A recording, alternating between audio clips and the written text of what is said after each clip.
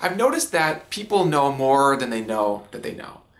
And in fact, if you think about it, if you knew how you knew everything that you knew, then this would result in an infinite regressive knowledge. In order to know A, you have to know B, which is the knowledge of how you know A. But then in order to have that knowledge, you've got to have knowledge of how you know A on to infinity.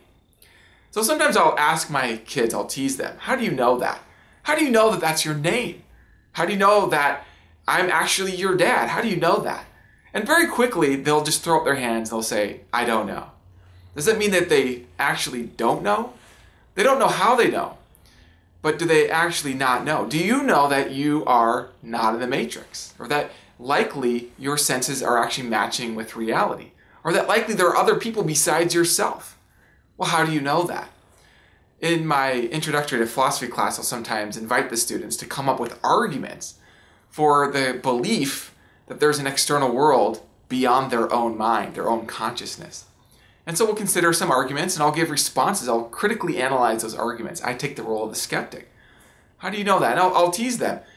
Is it by faith that you know? Some students actually say, we don't know, but we just choose to believe in an external world just by faith. Or they'll give an argument, but then I'll show that there's a problem with their argument. And what's fascinating to me is they persist in believing in an external world, even when they admit that they don't have a good argument. They have got no good evidence for thinking that they're not the only mind. Now, the point here isn't that there isn't a good argument. There's no way to justify the existence of the external world. It's just that people believe in an external world even without knowing what the reasons are. It's not that they don't have reasons. It's that it's a further project figuring out what your reasons are.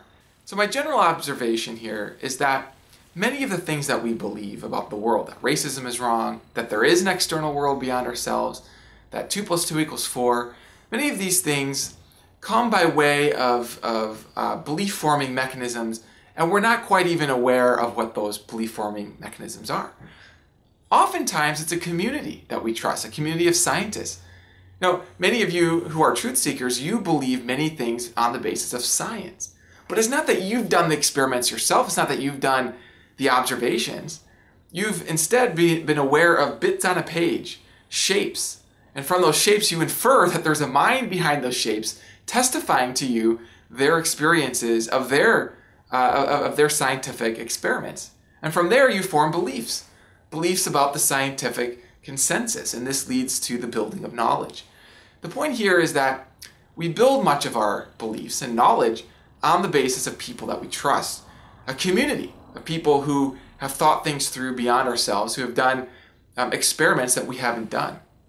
And this, I think, is part of what leads to a difference in viewpoints, because people come into different communities. Now, I'm not here justifying one community over another. What I'm doing is just explaining how it is I think that people can have beliefs, even about big questions, without knowing how they know that they have those beliefs. Now, I don't want to overstate this observation about how we know more than we know how we know. Because if we have a belief and somebody questions the belief, it invites us to critically analyze whether that belief is actually based on reality. Maybe it isn't. Maybe we actually don't know that.